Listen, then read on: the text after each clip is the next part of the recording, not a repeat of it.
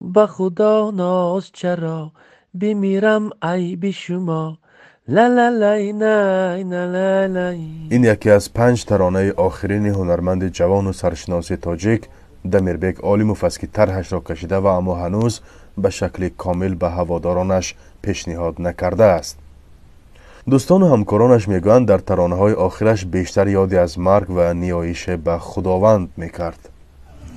آخرین شعری که قرار کردم: ای بار خدای عرش کرسی، هر چیز به ما عطا فرستی، ایمان و امان و تندرستی، علم و عمل و فراخ دستی. یا الله یا الله گفتن یک غزل نو ایجاد کرده سال بود که متاسفانه همین آخران یکی از آخران ثبت‌هاش آخران سروده هاش همین.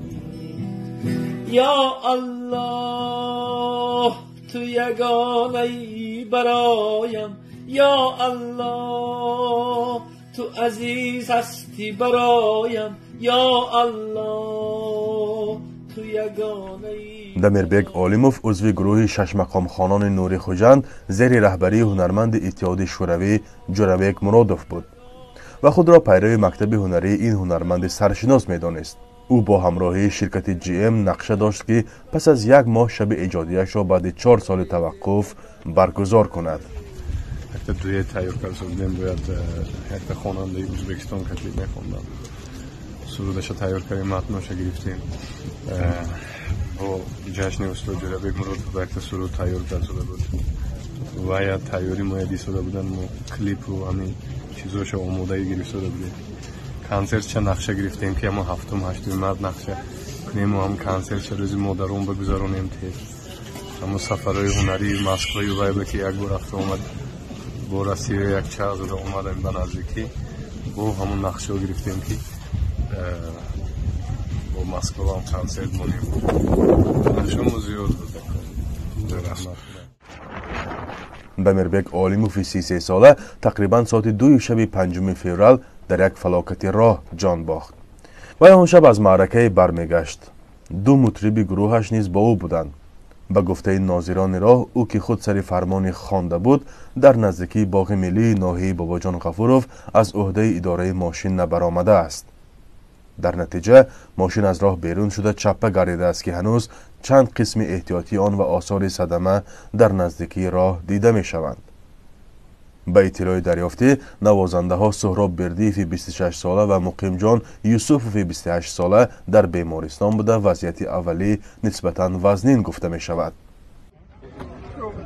در مراسم ویدا و خاکسپاری او که پس از ظهر 5 فوریه برگزار شد 10 نفر از هواداران و همکاران و دوستانش اشتراک داشتند. جسد دمیربک عالیموف را در آرامگاه ابوبکر صدیق ناحیه دیوشتیچ غانچه سابق دفن کردند. نزدیکانش گفتند او یک فرزند خاندان و انسان حلیم و نیک بود. فقط سخنوی وای که بود، یگان بدرفتار نبود. همیشه همه حرمت میکرد، همه خودش بالا میدانست. خیلی بچه خاکسار بود، یالوخ بچه بود. خیلی حیفی دمیر جانم. از لحظه به شبکه‌های اجتماعی راه یافتن خبری مرگ دمیربک عالیموف صدها نفر دریغ خوردند. همکارانش از او آوازخوان معنیسه را نام بردند و نبودنش را ضربه سخت به عرصه هنر در کشور می‌دانند. از ماه سپتامبر اینجوری بیرون میکردم وقتی تبش نه اونقدر بریده بود مثل پیشتر. همیشه ما حس میکردم اینکه روستی گفت امروز شخصا برای من دمیربک یک صنعتکار و همکار نه، این اکوی من دوستی نزدیکی من که در همه لحظه های نزدیک من امروی من بود و من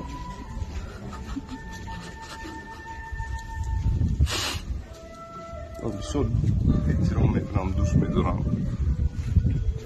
یکان روزی خورسندی و سختی من نبود که امروی من نباشه. اساساً وقتی که ما شناختیم دمیربک هم قسمتی بود تنبیر مینواخت. تنبیر بسیار میخواست که این ژانری کلاسیکی تاجیکی شش مقامی تاجیکی رو به پیش برد و چقدر پیشتم باوری داشتم که صنعتکاری بزرگ میشد و بعد از ختم کالج من خیلی به شهر دیگه سفر کردم در دیدیم در مرور زمان که دمیربک با همین عنعنه‌های ترانه‌های عنعنه‌های ملی تاجیکی نام برآورد و افتخار ملت هم گشت که خطانه میکنیم. دمیربک عالموف که سال 2011 اول با ترانه زلفان میده‌داری به مخلصانش معرفی گردید و دیرتر با ترانه دنیا مشهور شد، از سال 2004 به آموزش کسبی در کالج صنعتی به نام صادرخان حافظ شروع کرده است. پرواز هنری او همچون نوازنده همراه جورابک مرادوف در آزمون بین المللی شرق ترانه‌لری ابتدا گرفته، از آن بعد قریب همه ساله آوازخوان سال انتخاب می شد و دهها جایزه های معتبر منطقه را صاحب می گشت. اخیراً جایزه ترانه طرح موسیقی از پلوس را صاحب شد. سرودهای مورگش با نگینه امانقلوه او را تا ممالک امریکا و عرب برد.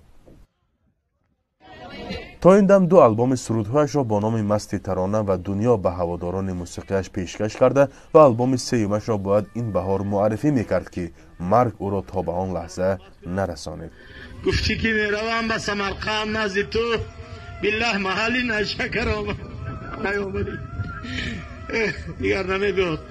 افسوسی بچه جونی ما 100 دقیقی فرزند بود.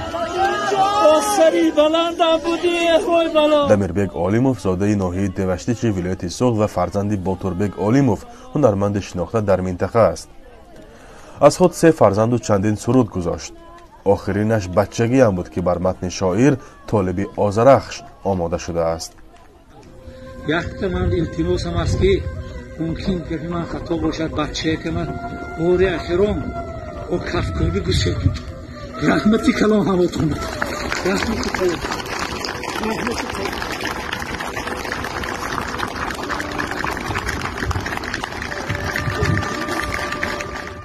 هر سال در تاجیکستان صدها سانحه یا صدمه نقلیاتی روی می‌دهد.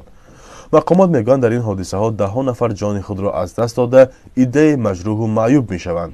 در یک صدمه پرسر و صدا در ماه اوگوست سال 2020 آوازخوان معروف بهرام غفوری هم به هلاکت رسیده بود. فرزا محمدی، رادیو آزادی، ناحیه دوشتیچ. گر خیرتمند پرارمان رفت از روی زمین، باز در روی زمین رویت خیرتمندی دیگر.